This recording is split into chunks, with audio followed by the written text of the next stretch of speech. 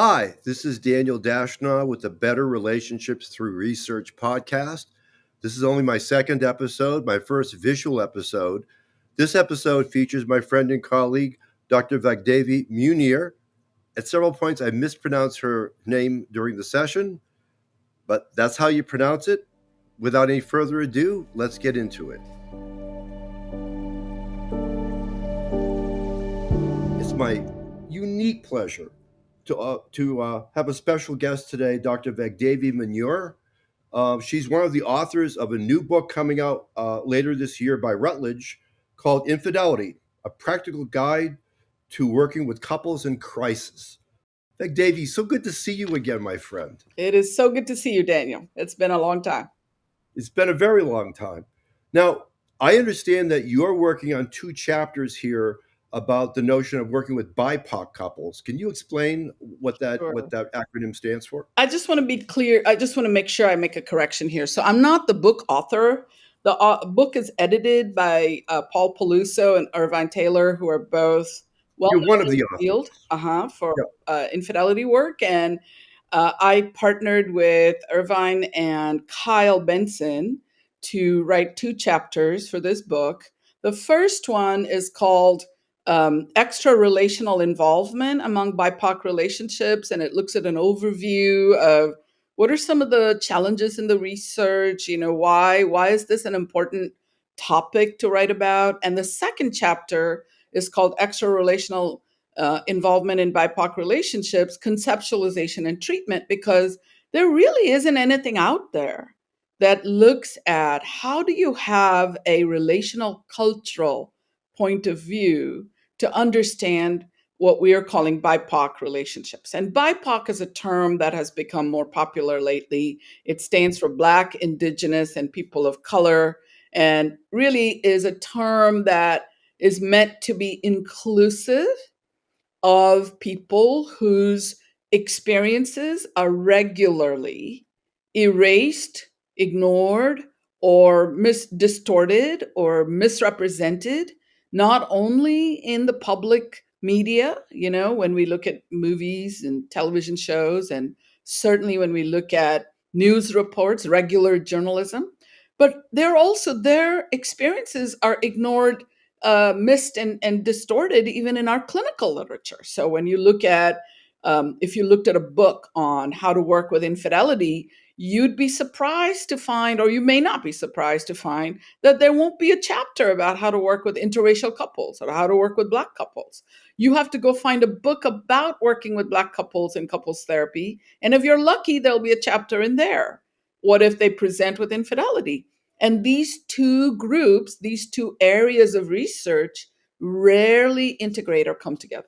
And so, what we're trying to do here is really look at what are the gaps, Uh-huh. what's a treatment model, what's a framework that clinicians can use in understanding infidelity within these BIPOC relationships, and what are some really important things for clinicians in particular.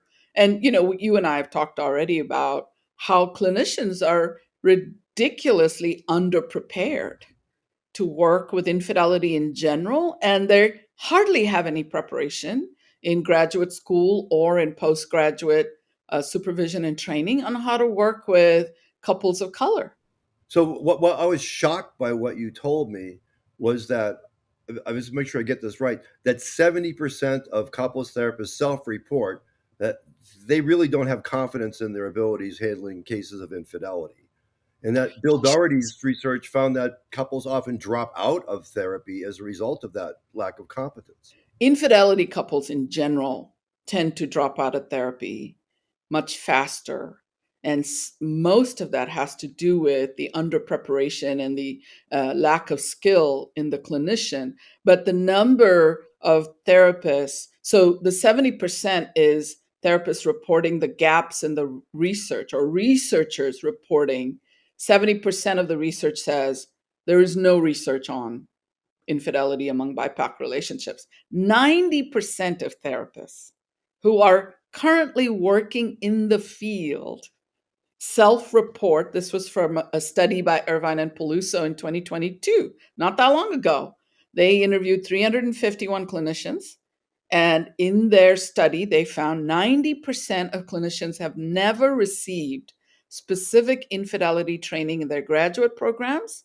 Less than 50% have received specific infidelity training after they graduate.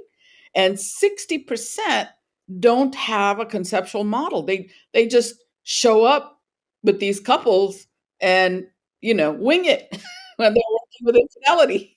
So that's shocking for the general public to know that earlier I misspoke. It's not that 70% of therapists feel like unskilled, it's 90% do. And something that is a very, if you've pardon the expression, a very meat and taters kind of a problem for humans to have. Like Right. it's traumatic, but infidelity is something that's ubiquitous in the workplace, it's ubiquitous in the culture. We even have limbic capitalism saying life's too short, cheat on your partner, have an affair. Is a That's normalizing all of this stuff. Can I go back to what you said though about the invalidation of BIPOC lived experience? How does that relate to their special problems with infidelity? So in the book chapter, I want to read you a couple of things that I highlighted that might be useful here. We Thank were you. looking specifically at media portrayals, Uh huh. right? So media has a profound impact on intimate relationships, often creating adverse consequences, but also sometimes creating sort of these cultural values, right? Yeah. And in when you look at television shows, movies, where a white partner has an affair, you will see more often than not that the implications of this infidelity are seen as an individual moral failure of the white partner. However, if you have a television show or a movie that's representing a BIPOC relationship where one partner is Black, Indigenous, or person of color, or both of them are, this extra relational involvement is often attributed to the hypersexualization of the involved partner if they're BIPOC and male. So, as soon as the person who had the infidelity is Black or Hispanic or, Asian, not so much Asian, but Black, Hispanic, Indigenous person, South American, certain European countries, Middle Eastern countries, all of a sudden you're going to see that person represented as someone who's got sex on their mind, has poor morals, and is likely to sleep with anybody just because, right? And they're often portraying the hurt partner, usually the female, let's say, the BIPOC female, as having some kind of character or personality deficit, Do any right? specific films or TV series or scenarios come to mind? Yeah. So one of them is Waiting to Exhale, which Okay, is a movie about Black relationships, right? right. And there's one woman, a Black woman, who's maligned and portrayed as withholding sex and admiration. And therefore, it sort of makes it look like, of course, he was going to go have sex with somebody else. Of course, he was going to sleep with another woman. Because look at what a withholding, tight fisted, critical woman she is, right? If it was a white couple, they would have more likely presented her as an innocent soccer mom who's doing her best, who's working out, staying fit, taking care of the children, and then her dang husband goes and has this affair. How dare he? Something must be wrong with him, right? Here, the blame falls on the woman. In the Mexican American community, La Casa Chica, or the house of the mistress, is often condoned. Maybe they don't in the younger generation. That's not so much involved or not so much popular. But Hispanic men are often portrayed as likely to have sex randomly with anybody. I don't know if you remember. There was a television show about this woman who sold weed. She was white. She was a suburban mom. Uh, I'm blanking on the name of the TV show, but she kind of moves up in the world and gets more and more like a drug dealer and has to Yeah. start dealing with people. And she starts to have to deal with the cartel, members of the cartel, or Hispanic gang members in America who had ties to the cartel. And she, on more than one occasion, she has to, basically have sex with them in order to get them to do whatever she wants. Right. And the idea is he gets to do that. Nobody even asks the question in that television show, are these men married? Are they cheating on their spouse? It doesn't matter because somehow it's his right. Right. The other movie that I like to talk about, let me see where this one is. Unfaithful. I Oh think yes, Richard Gere, yeah, right? Diane Lane, I think. Yes. It's a little old, but it's a perfect example of this Caucasian suburban wife has an affair with a French guy, an immigrant, Yes. right? The white husband, who is supposed to be this powerful attorney or medical doctor or somebody, gets so furious and livid, stalks this affair partner, and then accidentally kills him, but kills him when he's confronting the affair partner and sort of asserting his authority. And the whole scene around that is really presented in a way that makes this hurt husband a sympathetic character. I Like, remember the scene vividly. He yeah, picked up I think it was one of those glass balls, like a snowball, and smashed him in the head with it. right. It was shown as by the director as an act of like sudden rage, and everything about the film. What I noticed about that was they were so forgiving to these white people who were behaving badly. That's Uh, right. and even when they were hiding the body together, the artistry of the script and the direction had you sympathetic for these now murderers, like carrying out concealing a body together. It was ridiculous in its liberality, compared to what you're describing now about what BIPOC narratives and stories come up, and they just accept for a fact that here's the explanation for this infidelity. That's Well, right. she was just a poor, bored white woman.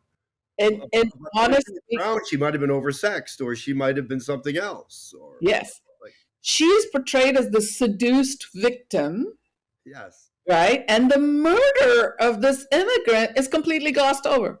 Like, we know very little about the guy. And in the end, it's like, oh, well, what are you going to do? This is right, what happened, sure, right? And there's another movie, and I'm not remembering the title of it, Adulterers, right? okay, The hurt partner is a white male, and he terrorizes his spouse and her lover, who's black, because he catches them in the act of infidelity. He literally terrorizes them for, I think, days or weeks or whatever. I don't remember the exact sequence of that. But that, again, when you see the black guy in that movie, right, it implies the black man deserves what he got because he dared to sleep with the white woman. The whole movie is set up around sympathizing with the hurt partner and intensifying the moral wrongdoing, right? Again, the woman, because the involved partner is a woman there and she's white, the way she's portrayed is completely different from the way the black man is portrayed. He's portrayed as hypersexual, he's portrayed as cavalier, as not having good morals, as somebody who wanted to sleep with her just because she was white. That could be the only reason, because it would somehow be a status symbol for him that he slept with a white woman. Whereas for her, poor thing, she got seduced by this hypersexual black man, oh, right? And wow, this is not, I think this movie, let me see, when was this? 2015. We're not talking yeah, 1960s and 70s, right, right? We are right, talking in this decade, right. we are still portraying these relationships, particularly related to infidelity, in very racialized, discriminatory, prejudicial ways. So let's go back to the fact that um, the BIPOC community is dealing with these kind of representations in cinema and TV and the arts. Um, how does that impact them and create special problems amongst themselves around issues of infidelity? Right. It sure does, right? So when they show up for treatment, um, the women remember there's a couple of variables working here. More often than not, BIPOC couples, if one partner or both partners are members of the BIPOC community, cannot get access to good therapy with a therapist of color. So, more often than not, I don't have the numbers on this, they're showing up for therapy with a white therapist. And so, as soon as they're starting therapy with a white therapist, the there is certain factors. For example, stereotype threat, right? Stereotype threat is a concept that comes out of literature, out of science research, that says that people who feel oppressed, marginalized, misrepresented in the community, in the culture, that when they are put face to face or asked to present something to a majority culture group, they're likely to perform poorer. And so I think that in the therapy session, the person of color is more likely to act more ethnic, whatever that means, right?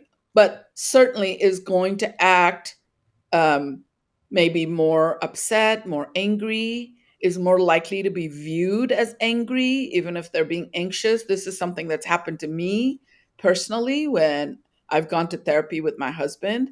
I'm from India, he's Caucasian, grew up in New England, and you know what that is. You know what a New England man looks like and Yes, acts like. I And you've met met your him, husband. right? Yeah, He's a great guy, but the yeah, way he presents in therapy is not as emotive. It's much more intellectual, much more rational. yeah. I'm much more emotive. I've been diagnosed immediately. Within 5 minutes, the therapist is asking me, something about, why are you being so upset? Why are you being so, they don't use the word hysterical anymore, but they imply it, right? You're being over the top.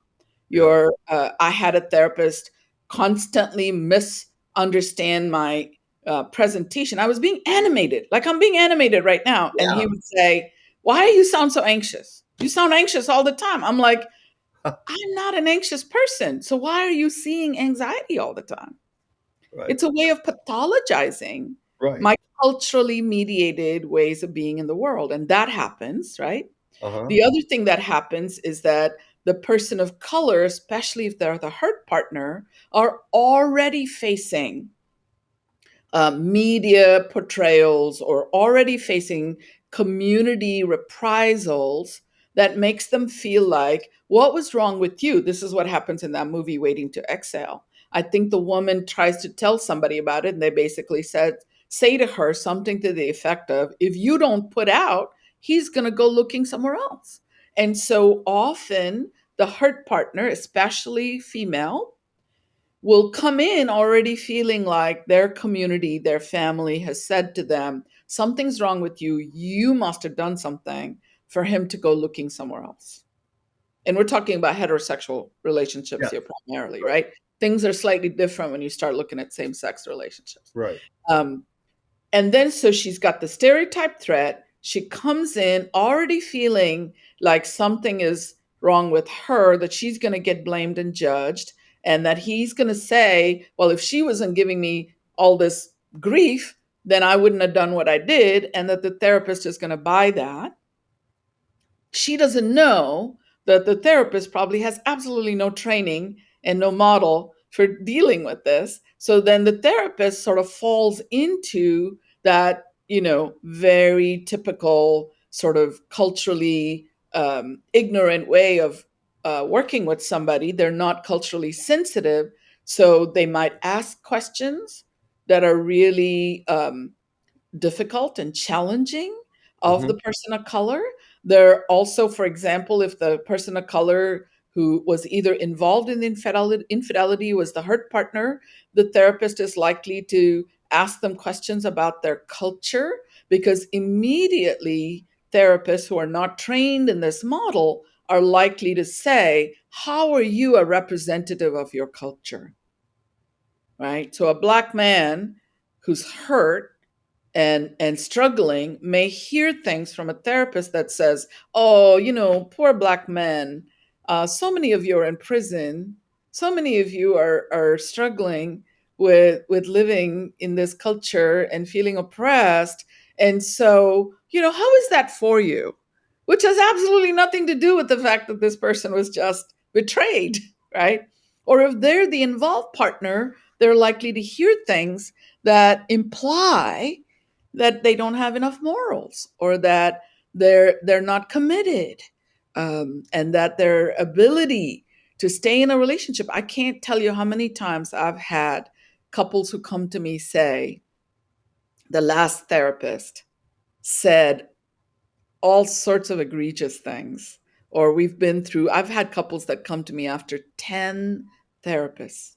They're desperate because they've been through 6, 8, 10 therapists, looking for somebody who can understand what they're going through without being culturally insensitive, without oppressing, discriminating against them, having prejudicial attitudes, being told things like, oh, your father cheated.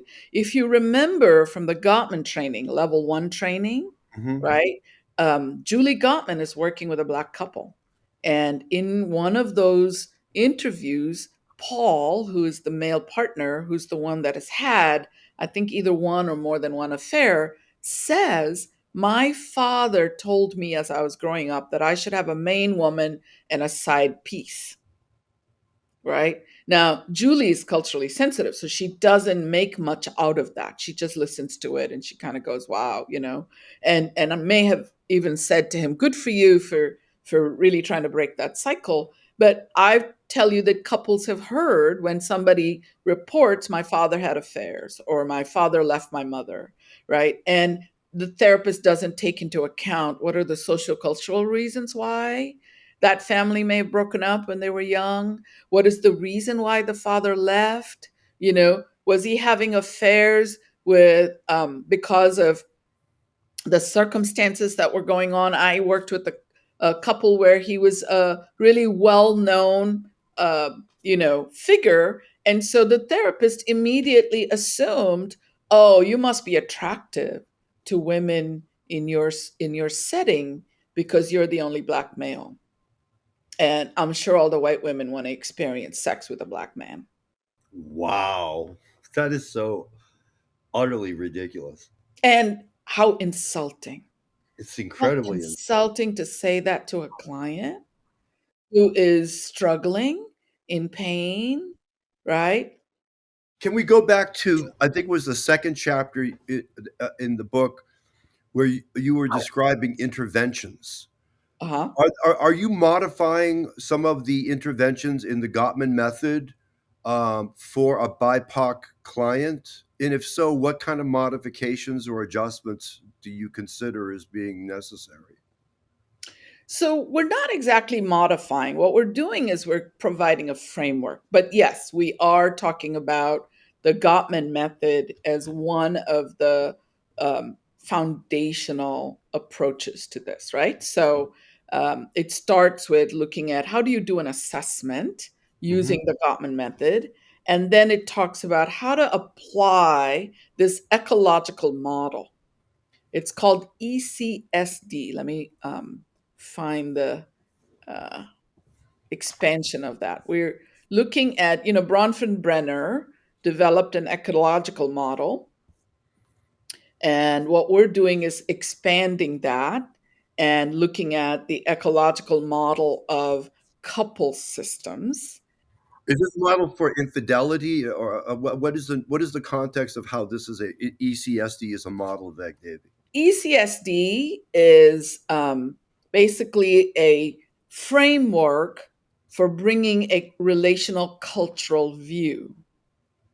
So applying that on top of Gottman method as a way of, expanding your worldview or expanding your lens to look at what are all the different uh, spheres of influence, right? They talk about the macro system, the meso system, the micro system.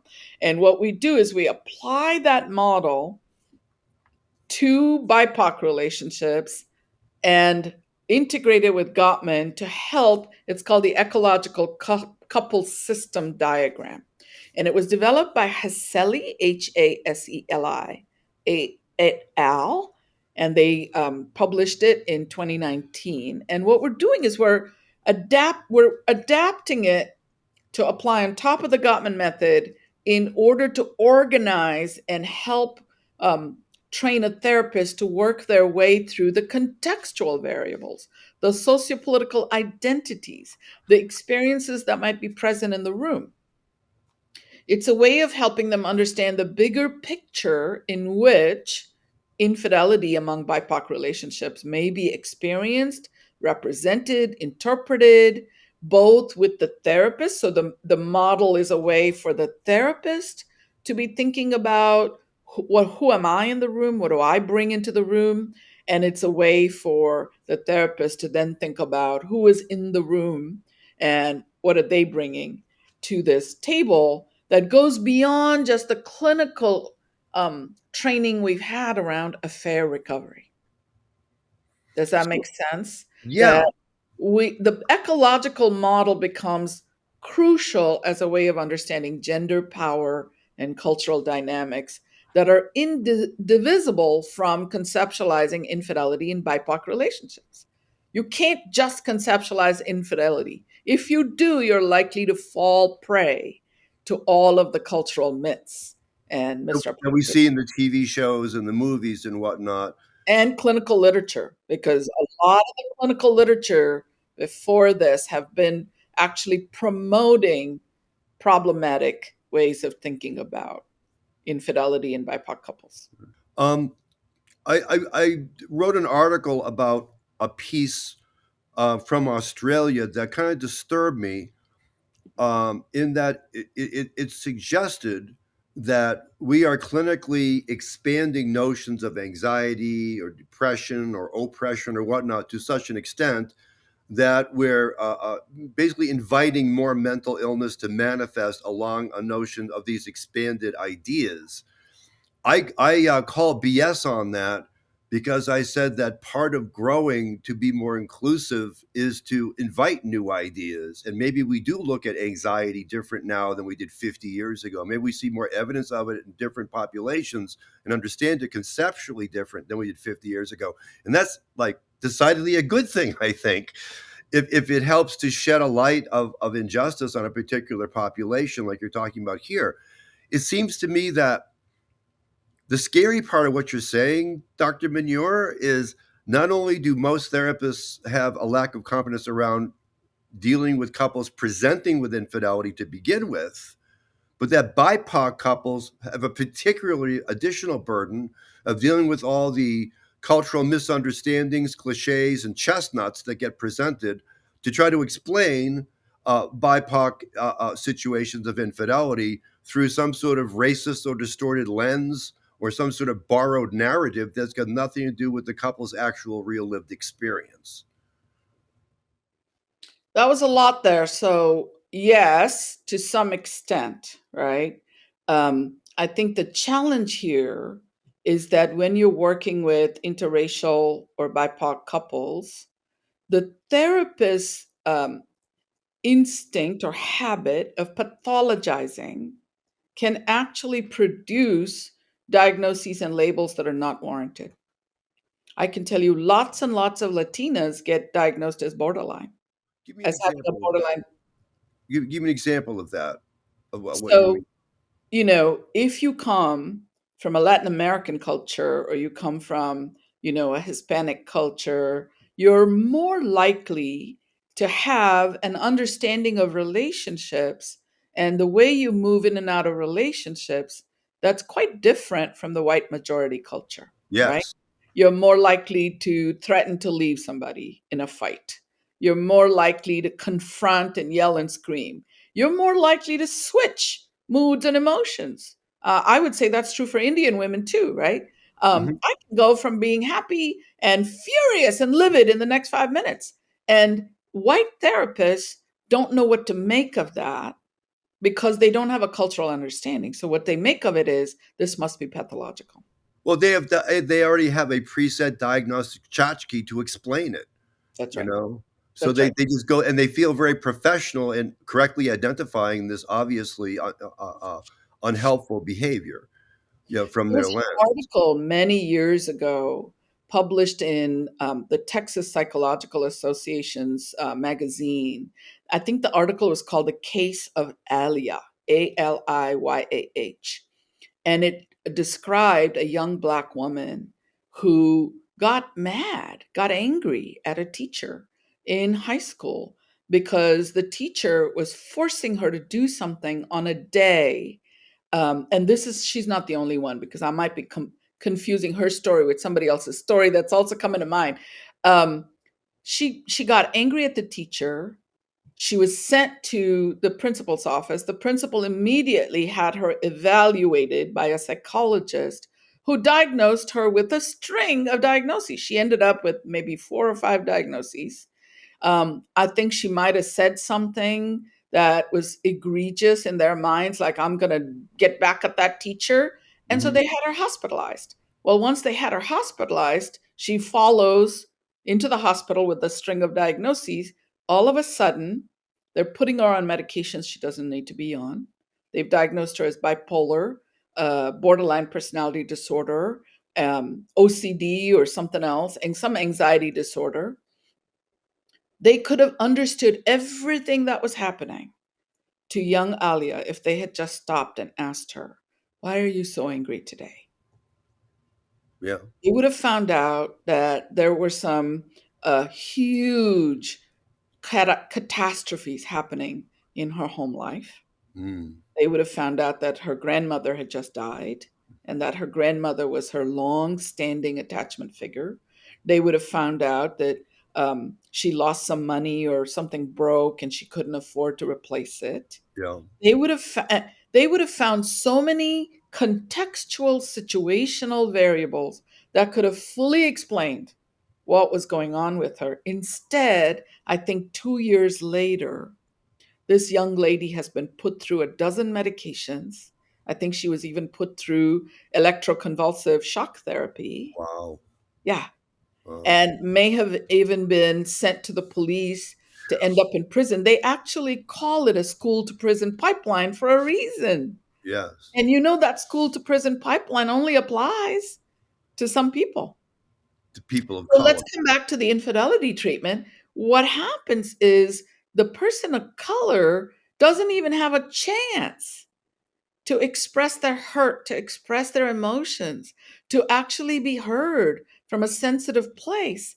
And they already have 3 or 4 handicaps weighing against them. They come in with 3 handicaps. And then the therapist adds 2 more with a diagnosis and an interpretation that is completely off the mark, Yeah. right? And then proceeds with treatment. Again, I can tell you so many couples that have told me that the therapist said things to them, particularly the involved partner, said things to them like, maybe you should never get married. Maybe you're not fit for marriage, right? Wow. What is wrong with you? This is a multi generational problem. Is this a problem in your whole culture? I had a young Pakistani woman tell me that the therapist was like, oh, you Muslim women, you'll spread your legs for anybody, won't you? Oh my God. Unbelievable.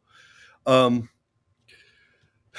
what do you hope is going to happen as a result of people reading this book? Are you hoping that the community of practice will have a renewed focus on infidelity training, especially around sensitive populations such as BIPOC? I hope therapists who are listening to this and watching this interview will immediately get a dose of humility and say, am I being honest with the couples I work with in terms of what my specialization is, what my actual training is? Am I putting myself out there as somebody who can work with infidelity when I don't have a model? I don't really have adequate training and supervision. Am I getting consultation? Because you don't have to know every situation perfectly to be able to work with it. I don't have to have cancer to work with somebody who's dealing with a cancer diagnosis. However, the first thing we say to therapists is get consultation. It would be unethical of me to work with somebody who has cancer without understanding something about that cancer. Maybe calling somebody who's an oncological psychologist and saying, what would you suggest? What are some models out there? We certainly wouldn't do that with PTSD. We have all these specialized treatments for working with trauma. Why don't we have a specialized model for working with couples in the first place? I mean, that's the first thing. How can you put yourself out there as a couples therapist if you don't have specific couples therapy training? Yeah, exactly. And for the couples who are struggling and in distress, I want you to get angry. And I want you to ask the questions you need to ask at the beginning of treatment. What is your background? What is your specific training? How many What courses? model do you use for infidelity? Absolutely. How many courses have you taken Yeah, on working with couples of color, on working with interracial couples? right. If they start to say things like, oh, my graduate program was really great, and I feel like it really taught me to work with all of humanity and all people, and I'm a people person, and I don't see race, and I see you as another human being in pain, and I'm just gonna meet you where pain is. Run. That's what a bad therapist sounds like, Dr. Meunier, right? I just trade. I work with everybody because we're all the same inside. Okay. Called color blindness. Yes, and they extol it as a virtue, don't they? They do. Thank you so much. Yeah, So what go I ahead. say to people, what I say to a therapist who has said that to me is, then you don't see me. How could you Yes, look at me and not know that I'm a different skin color than my husband? yes, Right? If you're exactly. telling me you don't see color, you don't see a very salient identity of mine. Right. I have one last question for you. Like in my work, for example, I've got two supervisors I work with. I work with Dr. Kyle Killian for all my work, but he doesn't have the specialized training of working, for example, with neurodivergent couples, and I use Grace Myhill for that. Do you see within our field, our community of practice, the need for a BIPOC supervision or an orientation towards wanting that sort of supervision. So we're more humble when we're dealing with a couple that is not like us. Absolutely. I want therapists who work with clients of color to immediately think, is my training, are there books on the treatment of clients of color that are going to help me or hurt me? Because the other problem is a lot of our clinical literature actually promotes stereotyping and discrimination. Can I just one last thing by you? This stood out to me in school. Now I went to a co-amphor program at Antioch of New England, and I had an abnormal psych class. And I remember within that class, they taught me that certain cultures had certain types of mental illness. Like, for example, I remember this: Latins experience a kind of grief that is so deep and so complex, so complicated, if you will, that they'll need to have a mental health intervention. And that was presented to me as gospel. They had a word for it too, which I forget. I'm sure you probably know what it was. Is that an example of this sort of like enculturated sort of racism or bias where we're actually sort of like saying, yeah, these folks have this kind of problem? Exactly. That's Because what my I thought. first question to you is, which Latins are we talking about? It was a pervasive comment, but it stood out to me as kind of like, that seems problematic to me. I don't understand that, but it Well, was there right in the textbook. the very premise is problematic. That's what That's I what I mean by thought. which Latins are we talking about? Are we talking Yeah, about what type of Latin grief are we talking about? Americans from South America? Are we talking about Latins as Right. a term for all people who are Spanish Yeah. speaking? And then, to say that they have a grief, that's BS because they are a very diverse group. Yes, I You know. have people on the whole spectrum that go from suppressing grief all the way to having deep, profound grief experiences. So, I was alarmed at the generality of it and the specificity of it to Latins, and I thought to myself, that doesn't seem right to me, and that's something I want to be able to explore. And you gave me a chance here to run it by you because now I know what you mean by the academic piece that's right. is can often also be unhelpful. That's Thank you exactly. so much for visiting with me today. I really appreciate your coming and shedding some light on this. Uh, so once again, the book is by Routledge. Is coming out, I guess, anytime now. It's called Infidelity: A Practical Guide to Working with Couples in Crisis. Correct. Thank you so much for joining me today, Dr. Vagdevi Meunier. Thank you. Bye Thank bye. you, Daniel. Bye bye.